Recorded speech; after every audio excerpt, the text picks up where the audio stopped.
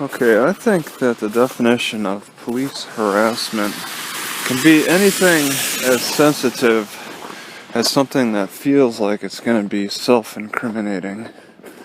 Okay, you shouldn't have to give up any information if you don't want to, if it seems irrelevant.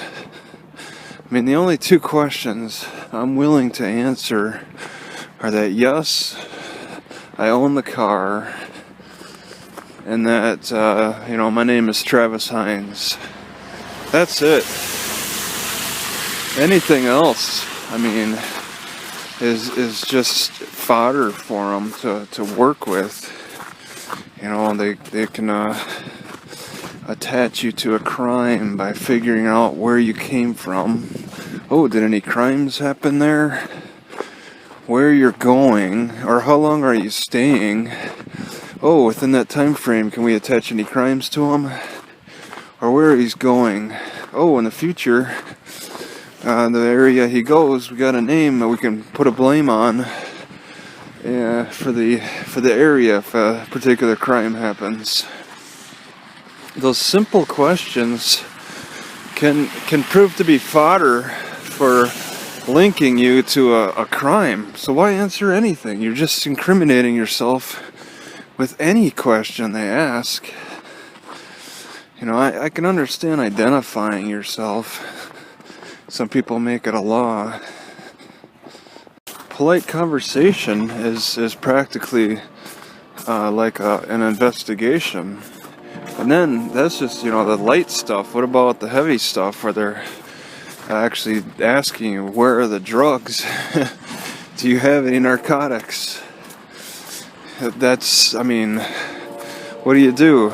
You gonna deny it? I don't think they're great at judging whether you're telling the truth or not. Okay, the cops know that they're not great at judging whether you're telling the truth or not. So why bother even trying to answer that type of a question? They have their own tools they can use to figure out facts better than just asking you questions. But they ask questions anyway because confessions are always more desirable for court cases. But getting that evidence is more what they're trained to gather. Get the police dog, make a search. They're looking for probable cause, and that feels like harassment to me. And that's what I believe is something that could be considered police harassment too. I get the impression that most people think that doing the right thing is just answering questions, but they're pretty loaded questions. We're not talking about like answering questions for a school teacher. These are questions that can pin you to crimes. School teachers can't pin you to crimes. They're asking, we're taught to answer questions all the time in school to show how knowledgeable we are. But answering questions with police is not about trying to show how truthful we are and how knowledgeable we are. It's a game that they play. 21 questions. How many questions can a cop ask before they can link you to a crime? And that seems to be like they'll say a lot of times that it's an investigation, or a building nearby was broken into. And according to the cops, every building in the city's been broken into. Whatever you're next to, any building. Yeah, it was broken into, so I got to do an investigation to find out why you're here. I've parked all over the place. Churches and libraries. Try to stick with the public areas. I don't really care to to park in the residential areas, because when a cop has an anonymous complainer who may lie about activity, what they deem to be illegal, that empowers the cop even more. Like, oh, you're messing with my friend, I'm gonna really shake you up now. So I prefer to stay out of the residential areas, just because it's really, it gives the cops a voice to represent, because the residents, they love to complain a little bit more often. It's kind of difficult to balance public property with private property sometimes, and where you park. Sometimes it could be public on one side of the street and private on the other, and yet private people will get really curious about what's going on, and they don't want to investigate themselves, so make up a crime. You've probably heard about how people may not, like, say, like Detroit, for example, the cops take maybe an hour to show up. If you only complain about, I don't know, a missing license plate, but if you say there's a fire, then you may get a faster response. And I had a pretty fast response from a complaint on looking into cars. That's a pretty easy complaint to make. That gets a fast response. It's pretty impressive. I think that shows somebody who's a professional cop caller. You could find them in every city. I think they tend to be older people who are bored in a small town.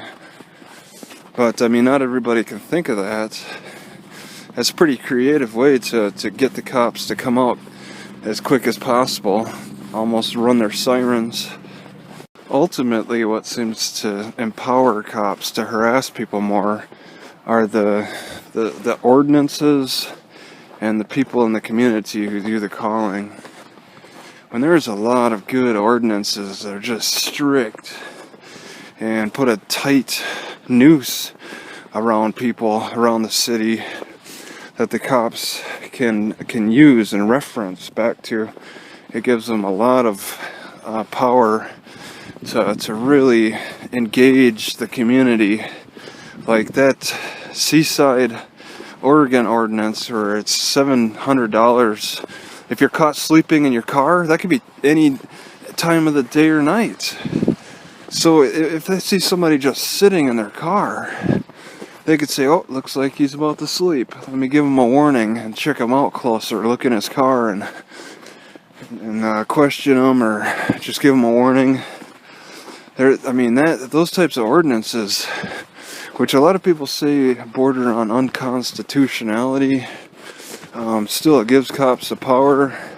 It's not like the cops are making up that rule exactly. They're following what the city councils enacted before the cops were hired, or maybe even during their hiring. And so cops can use that as just a precursor to engaging with people more. Community policing seems like another way for cops to just use as an excuse to involve themselves with the public more directly. But it takes a certain kind of skill set to be an effective community policing patrol person. A lot of cops just fall back on their training of doing investigatory questioning and stuff like that. I mean, they can get people to break down a little bit more with their tactics on community policing, act more like Jeff and the Mutt and Jeff tactics. But a lot of cops are just bad at that community policing thing. Like, I had this one cop just started accusing me of stealing a kayak. Maybe it's just comical of him to do that, but still, just being accused of anything really stings and put me on the defensive. If he's gonna go around doing that type of thing, he shouldn't even be carrying a gun, because I mean, making those kind of calls and blaming me for something he has, just like he said somebody ratted me out or whatever. I was only in the city like a day. I didn't know anybody. Strange. But that's just a bad example of community policing, and I think there's going to be more bad examples than good examples, because it's not easy to pull off with all that cop training. They're not trained psychologists. They're not trained to act weird like psychologists and listen.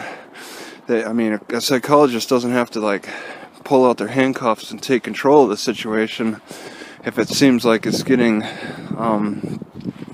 out of hand. They run away. Cops aren't trained to run away. They're trained to fully engage. So with community policing, there's no easy way to take the soft approach if your training isn't exactly building your skills up to be soft. So people are going to be on the defensive about that. If you want to do community policing effectively, I think you should dress down less as a cop. Alright, these cops wear all black, which is very intimidating, have their weapons to kill and disarm. It would definitely, it'd look like you're more on the level with people if you didn't have a gun and baton and pepper spray. At least, go out as a double team member or something. Have two people, one person carry the gun and stand back, or maybe nearby and listen or whatever, but have another person who's just looks like maybe they're more representative of a church organization or something to perform this community policing, because it's got to take different kind of techniques and tactics and mindset to effectively be a person who can properly do community policing and not turn it into harassment. So I would encourage people just not even get close to incriminating yourself when it comes to cop interaction. It's like I've been just kind of trying to diffuse questions by just repeating them back at the cop, let them listen to their own questions, and then stop at that. But I could just stay silent. I could just not say anything too whenever they ask a question, and I've done that. I've definitely done that. It's a little more fun to just repeat their questions, but you don't want to incriminate yourself. You don't want to give up more information that's really not necessary as part of it, unless you really want to be friends with them, I guess, if that's so important to you. But if you're suspected of a crime, the law comes before the friendship always with cops. You got to think about that. And while you feel like you're getting harassed, you can be a complete jerk to them, but there's nothing they can do. I've heard people say F you to the cops and all that. What could really hurt you in conversation is making threats, or just throwing your hands in your pockets a lot, or making it look like you're grabbing for something. You just want to act kind of calm, make your hands visible all the time, because you watch the cops' eyes. They're watching your hands. They know that's the first thing that's the only thing. You can't shoot from your mouth. You can't shoot from your feet. The cops always have to know where your hands are. So that's, they're thinking that the whole time during a conversation. How many people are trained on watching your hands all the time? Cops have to work hard to maintain that position of authority and in control of the situation. So that's what their training comes down to, is controlling the situation either through questions or commands. Either one.